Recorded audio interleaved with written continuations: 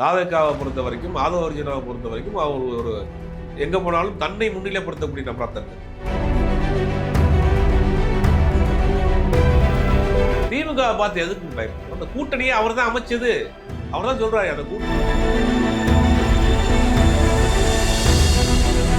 அண்ணாமலை இப்படித்தான் கொண்டு வந்தாங்க. அவர் வந்து ஒரு ஐஏஎஸ் ஆபீசர், எளிய விவசாய குடும்பத்தில் பிறந்தார், ஆடு மாடுகளை வைத்தார்.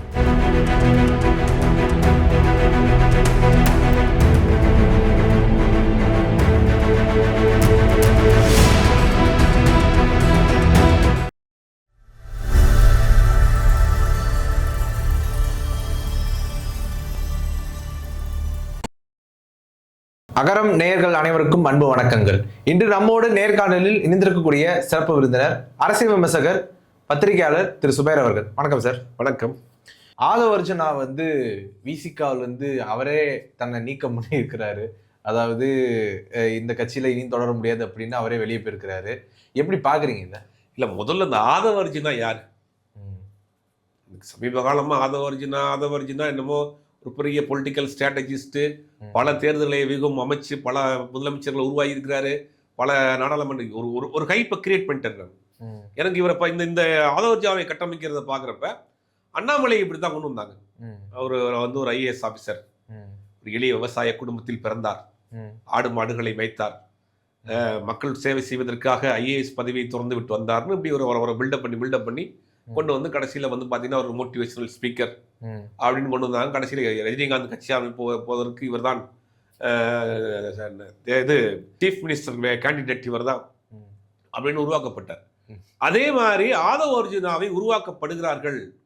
நேற்றுலாம் ஒரு செய்தி பார்த்தேன், அவர் ஏர்போர்ட்டுக்கு போறாரு, அவங்க 10 மைக்கு வச்சுட்டு அவர்கிட்ட ஆதவ அர்ஜுனாட்ட நீங்க யார் ஆதவ அர்ஜுனா? 6 மாசத்துக்கு முன்னாடி ஆதவ அர்ஜுனா யாருக்கு தெரியும்?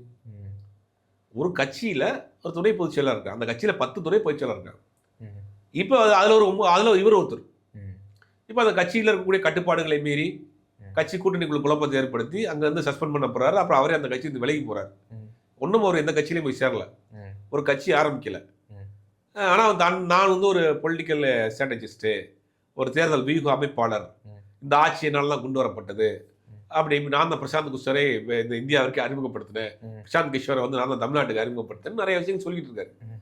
பட் ஏன் அவரால் ஒரு எம்எல்ஏ எம்பி ஆக முடியல? 2021 நீங்க திமுக ஆட்சியை கொண்டு வந்தீங்க, நான் தான் உருவாக்குன்னு சொல்றீங்கல்ல. இப்போ இந்த 3.5 வருஷத்துல நீங்க ஏன் ஒரு எம்எல்ஏ எம்பி உங்களால் ஆக முடியல? நீங்க எம்பி ஆகணுங்கிறதான விசிகாவில் போய் சேர்ந்தீங்க. எல்லாரையும் உருவாக்க தெரிஞ்சவங்களை உங்களை உருவாக்கிட முடியலையே. அப்ப ஆதவ அர்ஜுனாவை திட்டமிட்டு ஆதவ அர்ஜுனாவை உருவாக்கப்படுகிறார்கள். அவ்வளவுதான். ஆதவ அர்ஜுனா யார் உருவாக்குறாங்க? பிஜேபி தான். பிஜேபி ஆதவ அர்ஜுனாவுக்கு கொடுக்கப்பட்ட அஜெண்டா வந்து திமுக கூட்டணியில பிஜேபியை கலக்கணும். அது அண்ணன் திருமாவளவன் அவர்களை வந்து நீங்க எந்த விஷயத்தையும் விலை கொடுத்து வாங்கிட முடியாது. இன்னைக்கு நேத்தெல்லாம் ஒரு டெல்லியில ஒரு பெரிய ஒரு புரோட்டஸ்ட் நடந்துகிட்டு இருக்கு, அங்க போய் ஆர்ப்பாட்டம் பண்ணிட்டு இருக்காரு.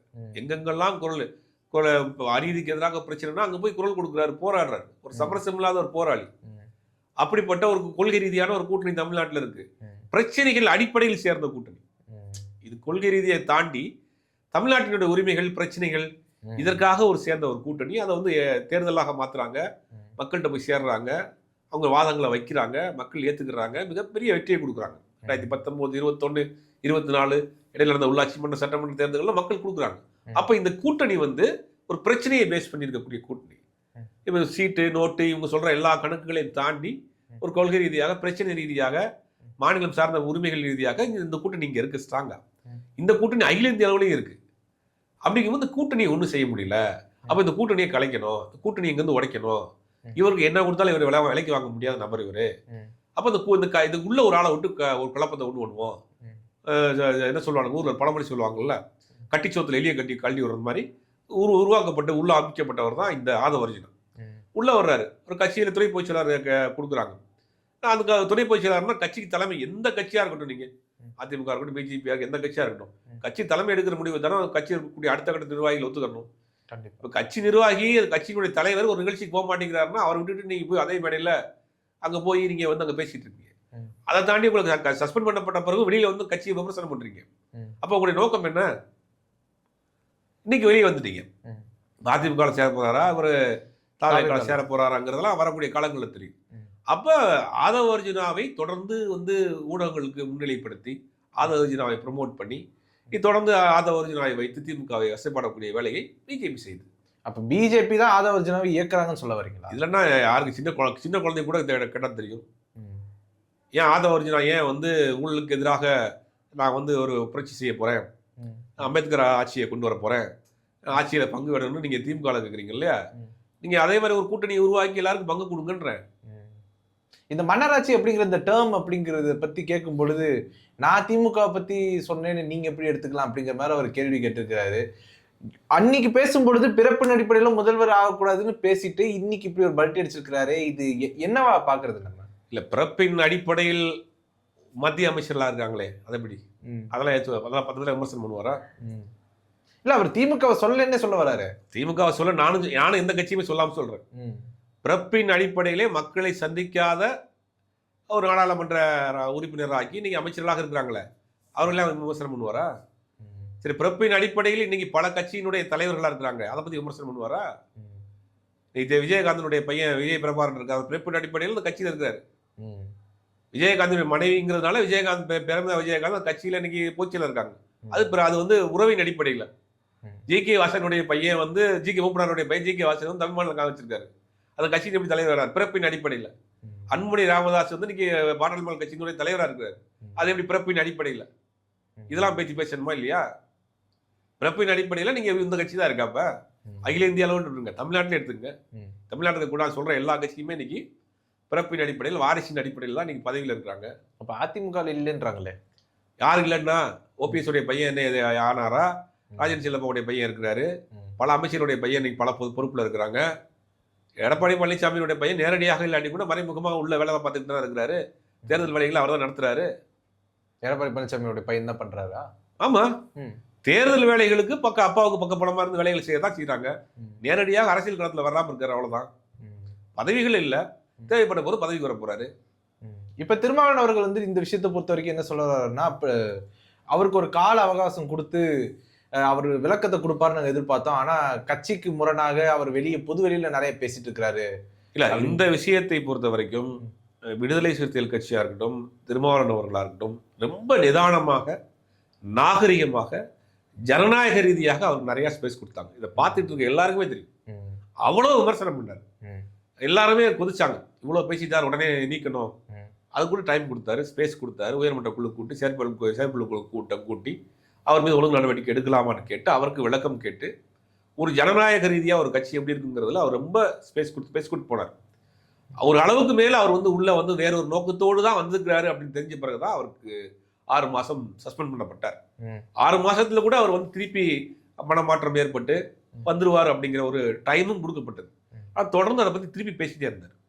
பேசினுடைய நீட்சியாக தான் அவரே இன்னைக்கு கட்சியை வெளியே போயிருக்கிறார். அப்போ நீங்கள் ஒரு கட்சியினுடைய தலைமைக்கு உங்கள் மீது இவ்வளோ நம்பிக்கை வைத்து உங்கள் மீது ஒரு அன்பு, தனிப்பட்ட முறையில் ஒரு அன்பு வைத்திருந்த ஒரு தலைவரை நீங்கள் இழிவுபடுத்தக்கூடிய வேலையை தொடர்ந்து வெளியே போய் செஞ்சுட்டே இருக்கீங்க. அவருக்கு அழுத்தம் கொடுத்தார்கள். இப்போ அழுத்தம் கொடுத்தாருன்னா அழுத்தம் கொடுக்குற இடத்துல இருக்கிறாரா? அப்ப அந்த தலைவரை பலகீனப்படுத்துற மாதிரி இல்லையா? இல்ல, இது இருக்கிறதானே சொல்லியிருக்கிறாரு. ஏன்னா திமுக பார்த்து அவர் பயப்படுறாரா அப்படிங்கிற ஒரு கேள்வி வந்துட்டு தானே இருக்கு. திமுக பார்த்து எதுக்கு பயப்படணும்? அந்த கூட்டணியை அவர் தான் அமைச்சது. அவர் தான் சொல்றாரு, அந்த கூட்டணி நாங்களாம் சேர்ந்து அமைச்ச கூட்டணி, திமுக தலைமையிலான கூட்டணி, நாங்களாம் சேர்ந்து அமைச்ச கூட்டணி. திமுக ஆட்சியில் இருக்கு, அது நாங்களாம் அங்கமா இருக்கிறோம். அகில இந்திய அளவில் இந்தியா கூட்டணி இருக்கு, அதுலயும் இவங்க இருக்கிறாங்க. அப்ப வந்து ராகுல் காந்தியை பார்த்து இந்த இவங்களாம் பயப்படுறாங்களா? இது ஒரு கூட்டணி, ஒரு கூட்டமைப்பு இருக்கு. ஒரு முடிவு எடுக்கிறப்ப எல்லா கூட்டணி கட்சிகளும் சேர்ந்து ஒரு முடிவு எடுப்பாங்க.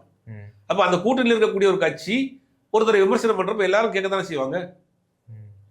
அப்ப இதுல எங்க போகுது? இப்ப நீங்க வெளியில போயிட்டீங்க, இந்த திருமாவளவன் அவர்கள் அழுத்தம் கொடுத்தாங்க, திமுக அழுத்தம் கொடுத்ததுன்னா அப்ப அந்த இது வரைக்கும் நீங்க தலைவராக ஏற்றுக்கொண்டவரை பலகீனப்படுத்துற மாதிரியா இல்லையா? குறைந்தபட்சம் பலகீனப்படுத்துற மாதிரி இல்லையா அவரை? அப்ப நீங்க பயந்து போகக்கூடிய அளவுக்கு பலகீனமானவர் அவரு. அப்ப நீங்க அதைத்தானே செய்றீங்க.